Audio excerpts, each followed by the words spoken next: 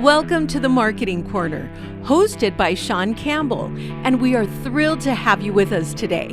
Whether you're an aspiring entrepreneur, a seasoned small business owner, or a marketing pro looking to sharpen your skills, you're in the right place. We're all about bringing you the latest insights, strategies, and real-world advice to help you thrive in today's competitive market.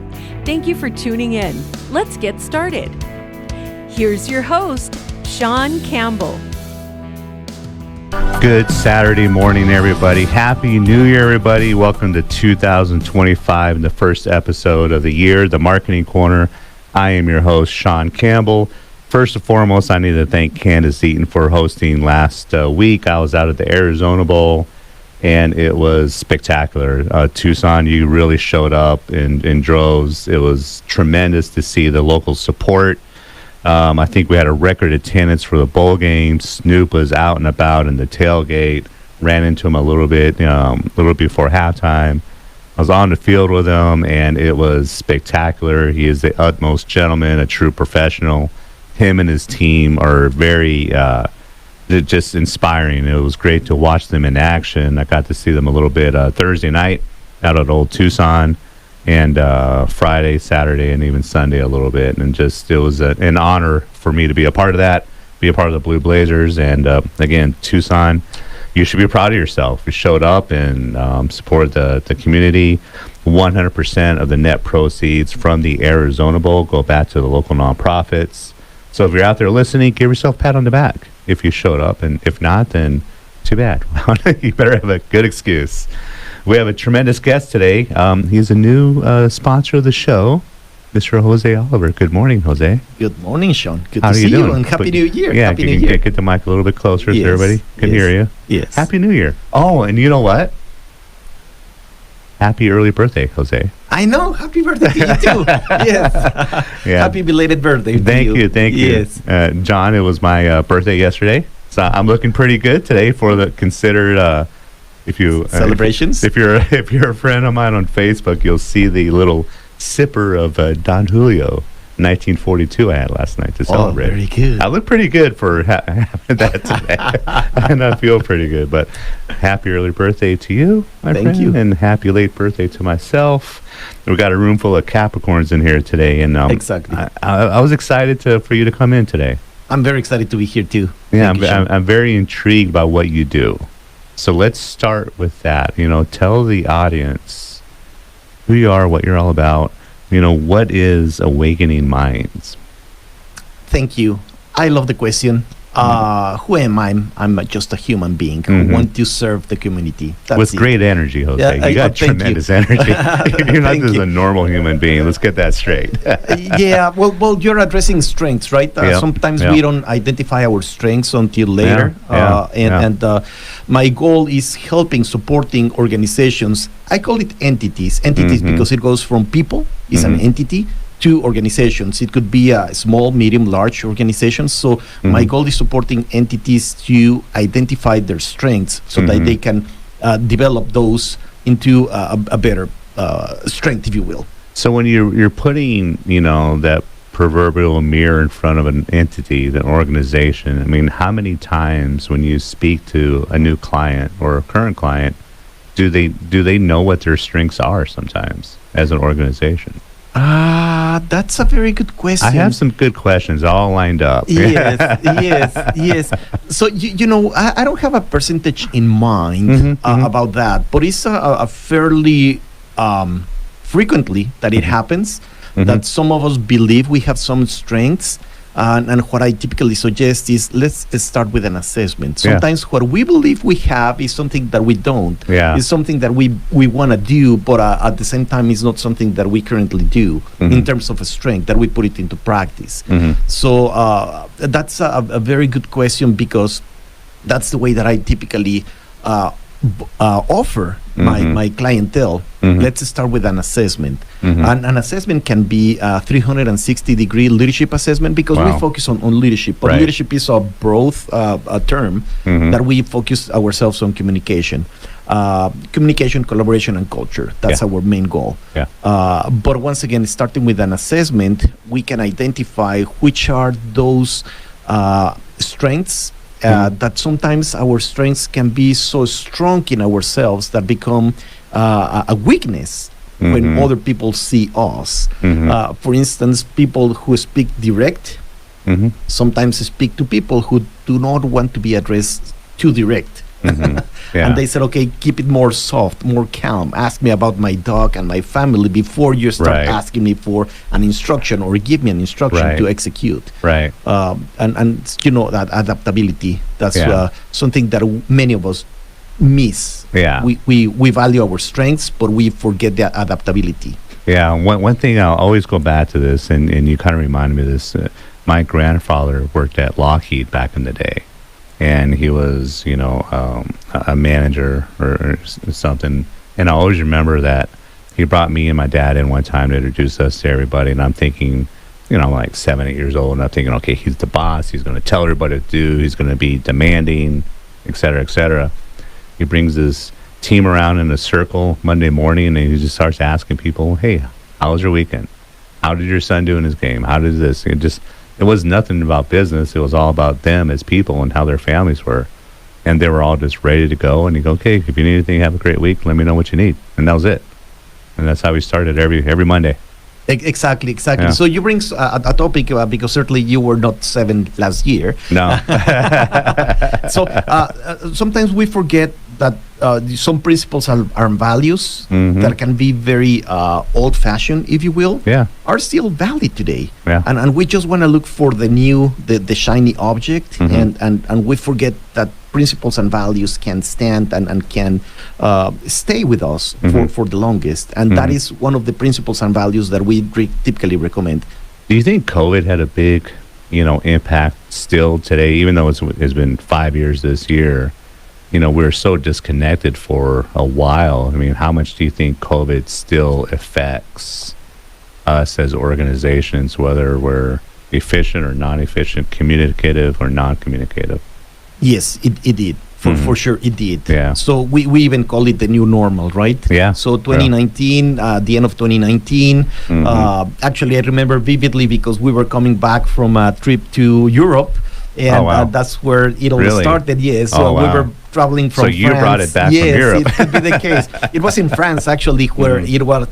Well, it started in China, yes, but the second was in France, and we flew from France. Oh, wow. But I remember that, the 2019, 2020, it was a big hit. It was new for us, and certainly, the awareness of this virus made us evolve into something new. And unfortunately, I call it unfortunately, because unfortunately many of us evolved into that new normal, that we stayed there. And we forget that how important it is. Situations like these that we are face to face right now was not even an opportunity. It was Zoom meetings. Let's keep, sharing the work, but at the same time it was a Zoom. You're in your place, me and my place, and then we will find technology to make it happen. And that's what I appreciate about you and I. Our first times that you and I met, we actually met in person. Yes. Which I really appreciated, and still today I have meetings throughout my week that are through Zoom, and it really has, I don't want to do that anymore. You know what I mean? I want to try to get back to the way, quote unquote, things were, but there's just something so impersonal to me, for me, how I'm wired about Zoom meetings. Yes. So. Certainly technology is here to support us. Actually, we're going to have a podcast. We're broadcasting with technology and so on. But at the same time, it's always very important, face-to-face interaction and focus on people. As you said, your grandfather, grandfather, he had this idea in mind of, focus on people. Let's talk about people. I am the manager, but I become the leader because I work with people to achieve the goals that we have collectively. He was very much a servant leader, right? Yes. In his mind, and it's something that I hope I've done in my career as well, where in his mind that organizational chart is flipped upside down, where people are not working for him, he's working for his people, and we're a team. And rarely, someone who's a servant leader, in my opinion, correct me if I'm wrong, but rarely a servant leader is going to say, I did this, I did this. They're going to say, we did this, right?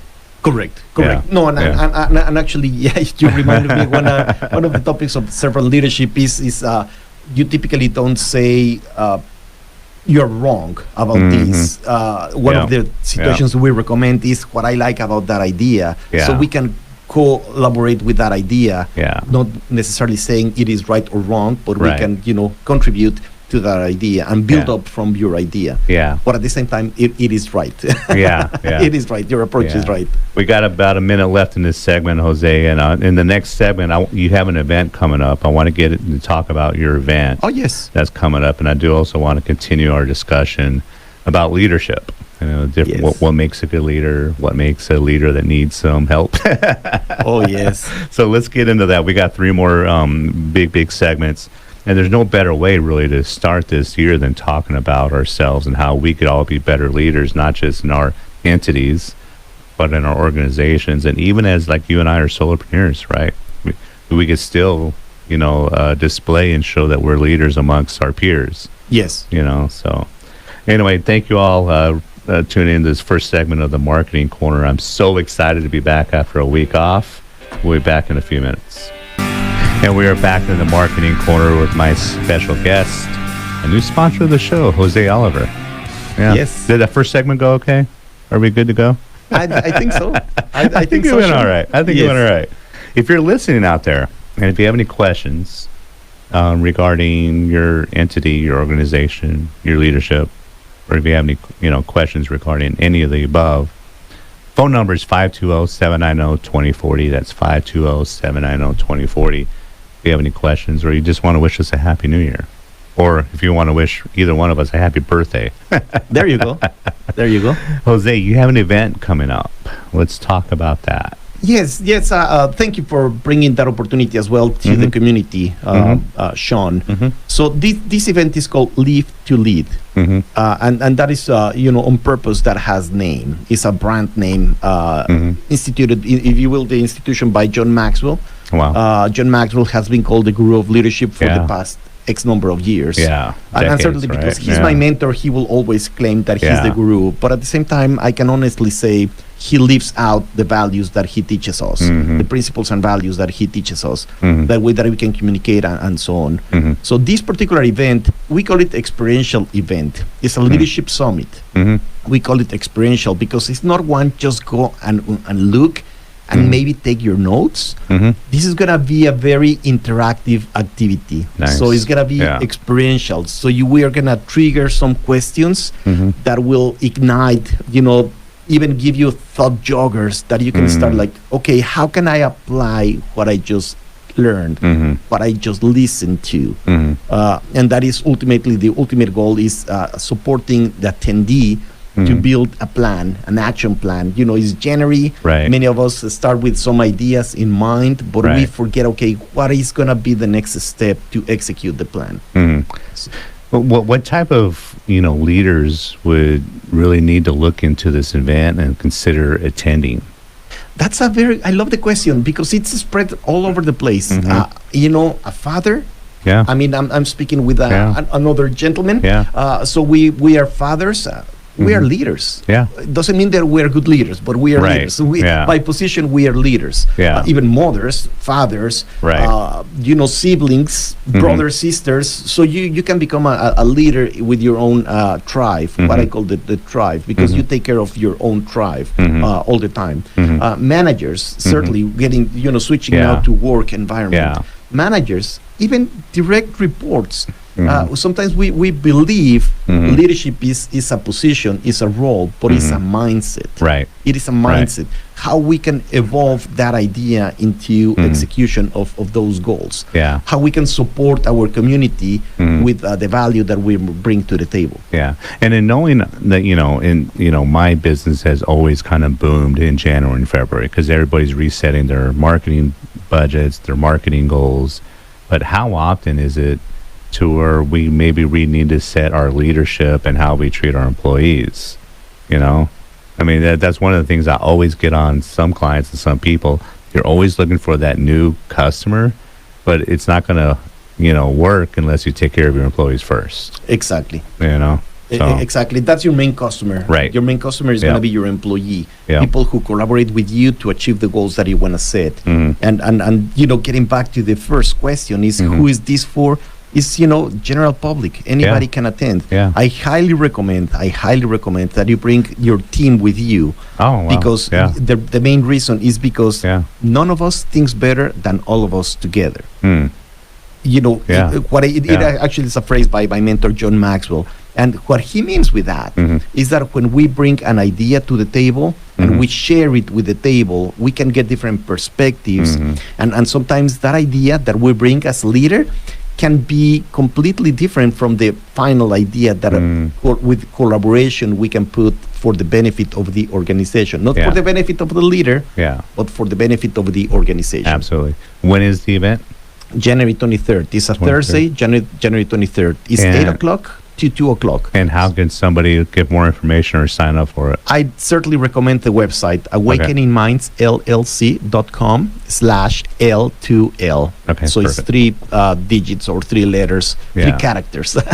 L as live to number 2, L, L2L. Okay. We'll get that information out again before the end of the show, but let's kind of shift gears, a little bit and get back to, what are some of the opportunities when you meet somebody, what are some of the typical missteps that you see in our leaders today in organizations? What are some of the common things that, we can improve upon? One of the things that I see very, very, very frequently that, and this is actually correct, but at the same time is not complete. What I mean with this is John Maxwell, once again, my mentor, has 5 levels of leadership, and many of us stay on the second or third level. Okay. So the first one is you are by title, by position. That's the very first level. The second one he calls relationships. Relationships is because people like you and they want to follow you. And then results is the third level. The problem that I see is that many of us, and yes, he explains better in his book the 5 levels of leadership, but many of us as managers, we focus a lot on results. I have to give results to my team, my upper management, and that's all that matters. And sometimes we believe relationships is go and celebrate with Shawn his birthday and have a Don Julio with him, which yes, it matters. It is important, but at the same time, what really matters is the relationship, is from a personal and professional relationship. What really moves you? What wakes? What keeps you awake at night? What are your thoughts? What are your dreams? Both from a professional standpoint, but from a personal standpoint, and how those ideas can match the organization. How we can support you achieve those goals.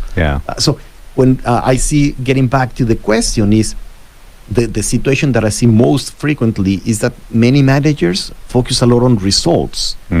And believe, team building is just go and have lunch together, or let's go and have dinner, or let's go bowling. It is important, don't get me wrong, but it's not what really matters. What really matters is having that one-on-one, getting back to the original conversation as well, is getting that personal touch. Okay, how is your family doing? How is your dog doing? How is, your aunt, how is your daughter in Kansas doing? I mean, everything, all this is very important. Not only having fun and having a drink at the bar or playing bowling or whatever it is, but actually having a genuine concern for your people. Exactly. Here you mentioned something about titles just right now.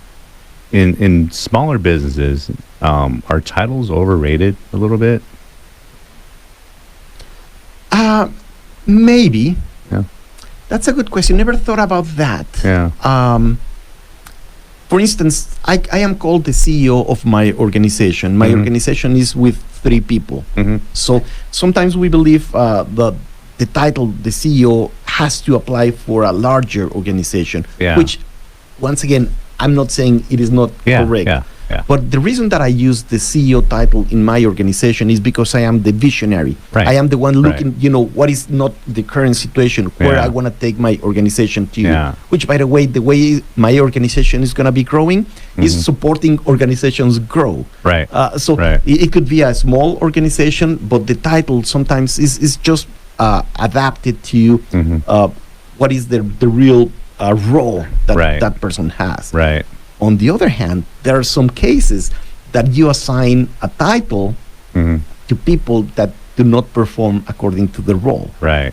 Right. And that is one of the activities that we support organizations as well. Okay, is that particular person, do they want that role? Are they capable of doing? Do they understand what is that role about? Right. I mean, those three questions Right. are very, very, very important. Yeah. So, yes, you can assign a title, but the person that gets the title has to be fully aware. Once again, what are the ultimate goals of that particular role? Okay. And do you really want it? Because this is gonna be, attached to that title. Yeah. And sometimes we have seen, you and I have been on sales for the longest, Yeah. and we have seen a lot Yeah. of good salespeople promoted to a sales manager Yeah. that unfortunately they Right. don't perform as a good sales manager because they are good as a solo performers. And that's one of the big mistakes that I see a lot of organizations do. It's like, oh, this person's a great salesperson, I'm going to make him a manager. And they fall on their face because that's not what they're passionate about. And sometimes honestly, and sometimes good salespeople are just driven for themselves, and that they're not good at, or they don't want to give the team the secret sauce, so to speak. Yes. Yeah. So, Or they want to instill strengths that they own. Oh, yeah. When they become sales managers, Right. and I say, okay, this is the strength that you Right. have to have, Shawn, Right. without going back to an assessment where I can identify which are your strengths and how we can make the most of your strengths, Yeah. not my strengths. Yeah. So my strengths took me to where I am, Yeah. but I need to know you. Once again, Right. getting back to the one-on-ones, Right. getting to know you in from a personal standpoint. Yeah, so we got about a minute left in this segment, but let's pick that up in the third segment, Jose. It's when you're assessing, somebody to put them in the role of a manager. Let's talk about some of the qualities that would make a good manager. And then we'll talk about some of the qualities that maybe this is a sign that this person will not be a good manager yet in their career. We'll talk a little bit about that because I think it's a big mistake that I've seen a lot of small businesses do. Just because someone's a good performer, put them in a management position, they just may not be mature enough to do that yet. Yes. Yeah. You are listening to the Marketing Corner. We'll be back in a few minutes. And we are back with the Marketing Corner. I am your host, Shawn Campbell, with special guest Jose Oliver today. We are talking all about leadership, and we're talking about the good and bad qualities that we all have and why you may need to improve your skills for 2025. So we talked a little bit as we're going to the last break there, Jose, about some of the missteps when organizations promote somebody who's just not quite ready to be in the managerial role. What are some indications that maybe this person that they're considering is not ready to be a manager yet? I go back to knowing the role, what is part of the role. That unfortunately, many of the managers promoting other people to a management position, they focus a lot on results. So let's pretend that I am promoting you, and I just tell you, Shawn, you are responsible. Speaking of sales, because we have been in that environment for the longest. Yeah. You're responsible to, the quota is $5 million. Yeah. Just to put a number out there. Yeah. And then, if I just tell you that, what Shawn has in his mind is, I got to achieve 5 million. I got to achieve, and I have 5 team members, so each of them has to make $1 million in sales. So that if that is the driver, certainly that is what you are going to be thinking, you as the new promoted manager to achieve. And by the way, because you achieved $2 million the year before, is a capability that you think others can have. Right. So I believe the main situation starts, the main problem at some extent is when we are promoting a person, is that we focus on the results. Right. And we just miss the mark on telling them, but remember, Mm-hmm. you will not utilize people to achieve the result. Right. You will focus on people so Right. that you can achieve the result. I'm going to brag about myself a little bit right now because while we're talking about this, I remember a time where I was promoted into a managerial role for a bank. And I had a team of about 20, and the team would take in phone calls of our credit card holders, right? And part of our responsibility was kind of upsell some products, right? And the team that I had, there was a team of 10 different teams across the country. And I had either, for the previous 6 months, they were either the worst or second worst performing team as far as like upgrading on some of the products that we offered on the credit cards.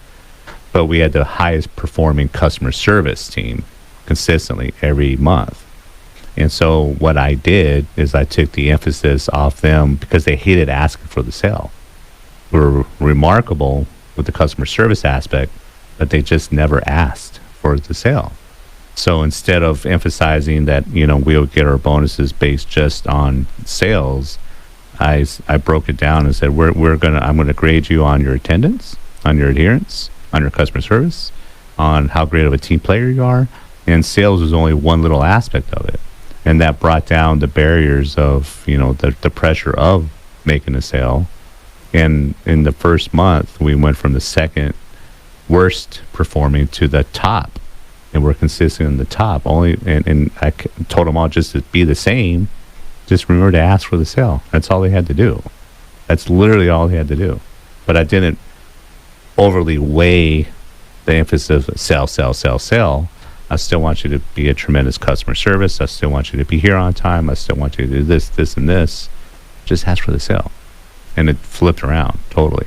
Exactly. If I can translate that, Shawn, my perspective is that you focus on values. Yeah, this absolutely. Is what I value. And yes, ultimately you knew the goal of your organization was the sale. Right. Yes. You knew that as a manager. Yeah. But when you focus on the values and how your people perceive those values, they will go above and beyond. They will run the extra mile for you because you said you are.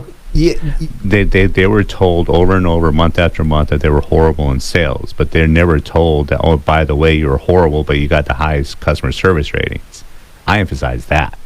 I emphasize you guys are tremendous. All of our customers love you. You're this, you're that, you're that. And I would have them listen to their calls, and I would say, you did this tremendous. That right there, that's when you ask for the sale. They're like, oh, okay, I get it. Yeah. Exactly. Yeah. Exactly. I made it fun for them. I thought I did pretty well. Yes. And that's actually a very good example. And I'm very excited to hear this story. I'm going to use it in my books now. Yeah, absolutely. Yes. Because it is not common. Unfortunately, common sense is not common practice. And that what you did is common sense. Okay, how can I identify the strengths of my team members? And they love customer service. They truly were tremendous. It was a tremendous team. They were just never told to ask. Just ask. Exactly.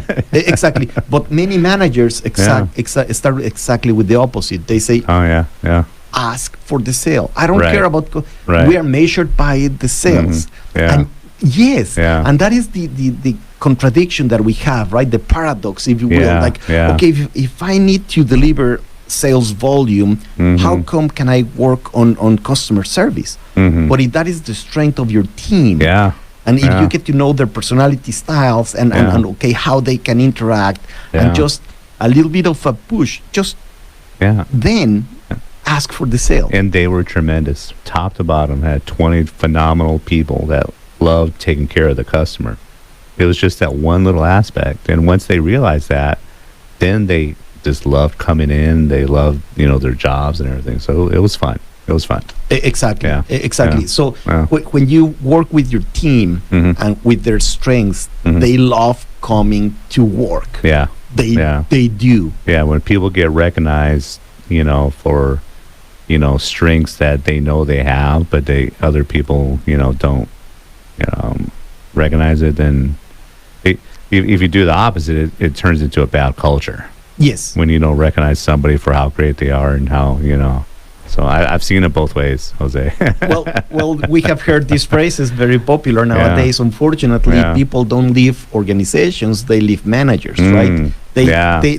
And more in January than any other month. Oh, okay. I don't know about that. I saw that like yesterday. Okay. More in January than any other month, people leave organizations. Okay. Yeah.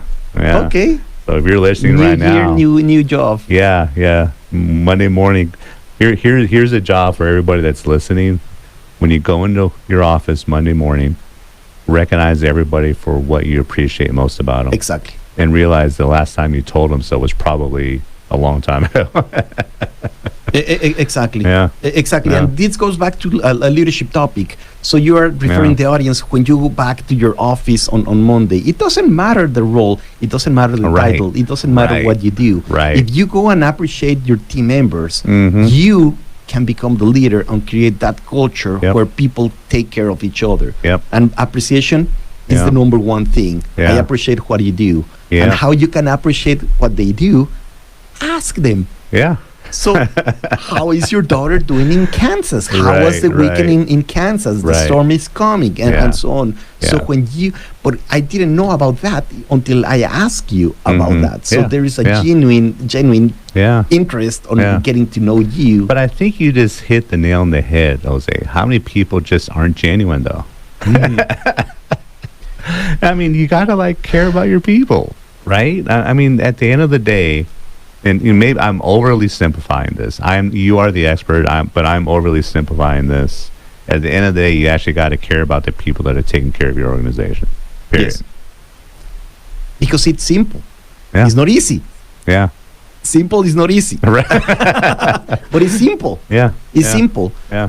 So when we provide the framework to organizations, how they can improve and have a better communication and collaboration and create culture where people thrive. Yeah. The framework is simple. Honestly, it's very, very simple. Right. Some people ask, am I paying you to tell me this? Yeah. I say, no.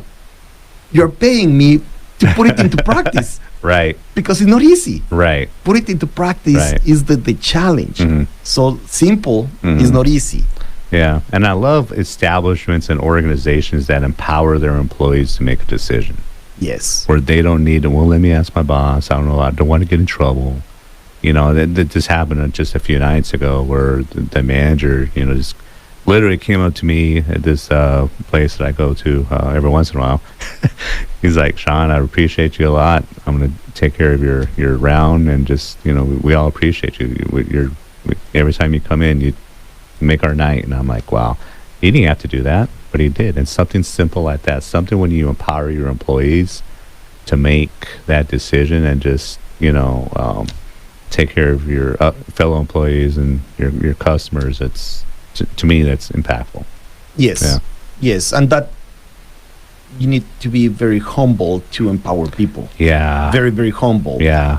Both that they can have better ideas than yours, you as a leader. If I empower you as, people reporting to me, if I empower you, I gotta be humble that your ideas might be better than mine. And you gotta trust them too. Yes. Right? You gotta trust them. Sometimes an idea may not make sense to you, but you gotta trust your employees. It's okay if your employees fall on their face too. It's okay. It's fine. If they had the true intentions, and I believe that they had a good idea and this was going to work, let them go with it. Have them prove you wrong. I don't know. Yes, and sometimes using a coaching technique can help us getting there. Coaching, by the way, many of our audience might be very familiar with the term coach. Yeah. For instance, we were with the Arizona Bowl, and you saw, coaches in the field, and then they give instructions and so on. In the executive coaching, we don't use coaching as giving instructions. It's more like asking questions. I see.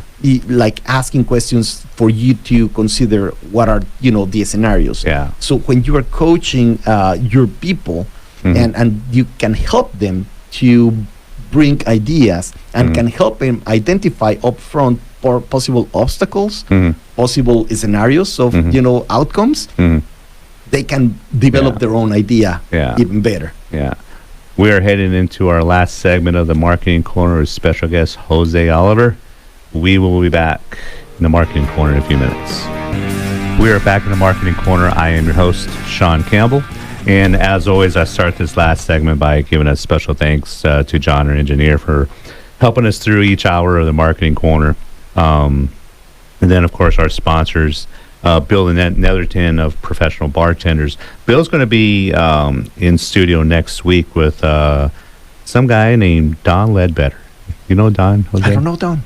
He's hilarious. He's We Got a Guy. We Got a Guy, Don Ledbetter. And Bill Netherton will be in the studio next week. Of course, special thank you to David Bradley, Medicare A to Z. Candace Eaton, who filled in last week, Seaton Photography. Danny McPadden, Last Bridge Media, phenomenal videographer.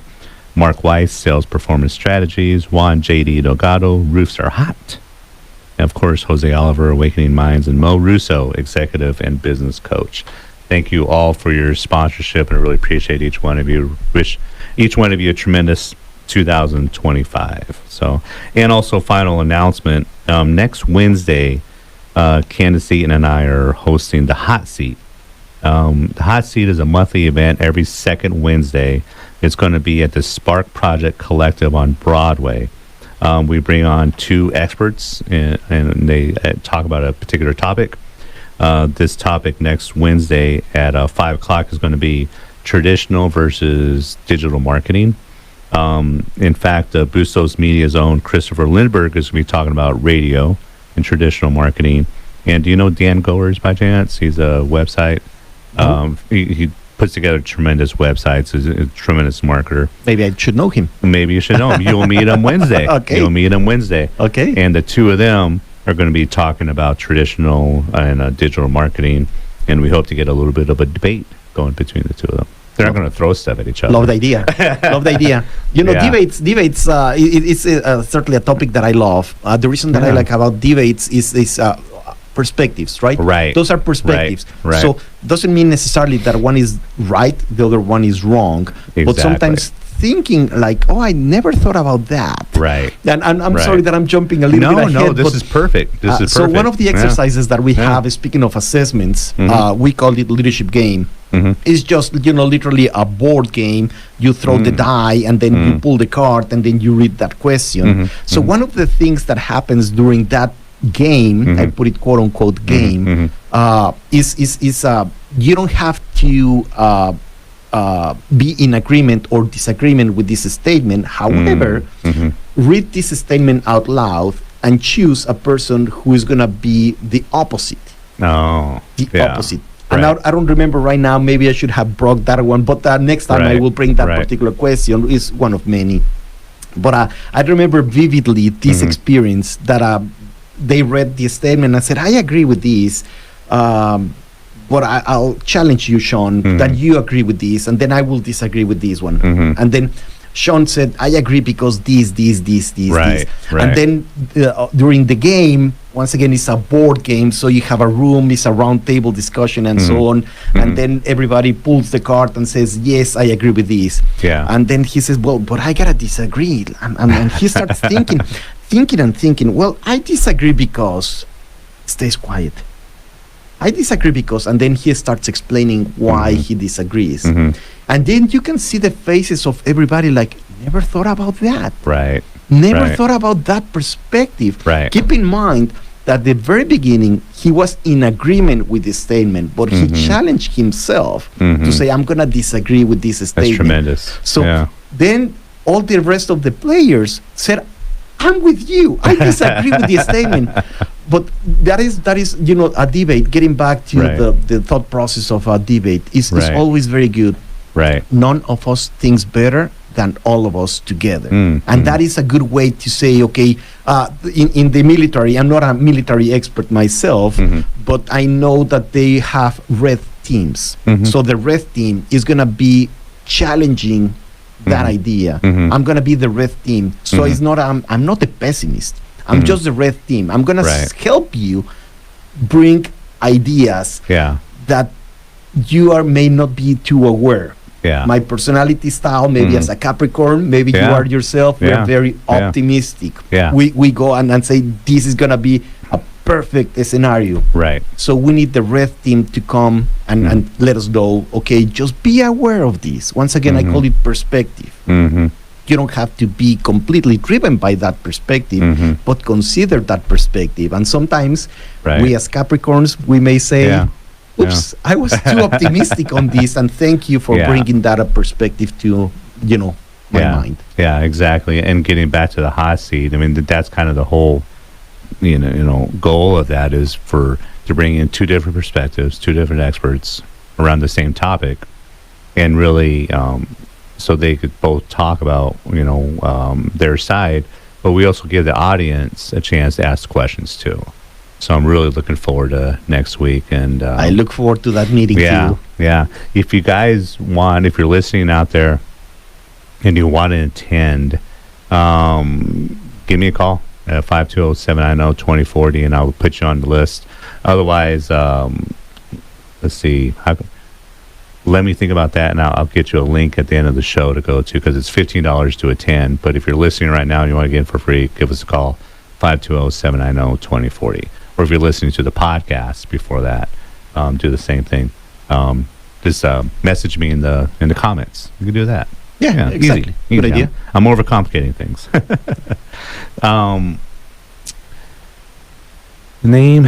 Give us 3 things that you want to do for your business in 2025, Jose. 3 things that... Yeah. Let's talk about our goals for our businesses. I'm going to use the marketing perspective. Certainly, I want to let people know more about what we do. Yeah. And I'm okay that they choose not to hire me. I'm okay with that. But I highly recommend, at least, let me show you what I can do for you. Because many times we say no to things that we don't even have an idea what it is all about. I was in this investment seminar yesterday in Phoenix, and then I'm not an investor myself. So they brought information to me that I was not completely aware of. Wow. Futures. Yeah. What is I have no idea. The future, I mean, today is the future of yesterday, but futures, options. And once again, I'm not an investor expert, but they brought information to me that I was not aware. It exists, but not because I don't know it, it doesn't exist. So that is the first goal. Second, the benefit of the doubt. What I mean by that is I know what I can do. And sometimes we have our own doubts that other organizations can help us overcome some challenges. Challenges that sometimes we don't even know until we have an assessment. And we say, that's my blind spot. I didn't see that because it's a blind spot. So give us the benefit of the doubt. And we have, it's not really a money back guarantee, but it's very, very close to money back guarantee. So we will deliver more than we commit to do for you. I put a post on LinkedIn the other day about my own personal journey of being a little more healthy this year, right? And one of the things that I was talking about, I didn't realize how bad I felt until I started feeling a little bit better. We talk about that, thing. Yes. And I think us as leaders, all of us have room to improve. I know I do. But sometimes you may not see, because of those blind spots, Jose, that maybe you do have a little bit room to improve as a leader in your organization, in your entity, as you put it. Yes.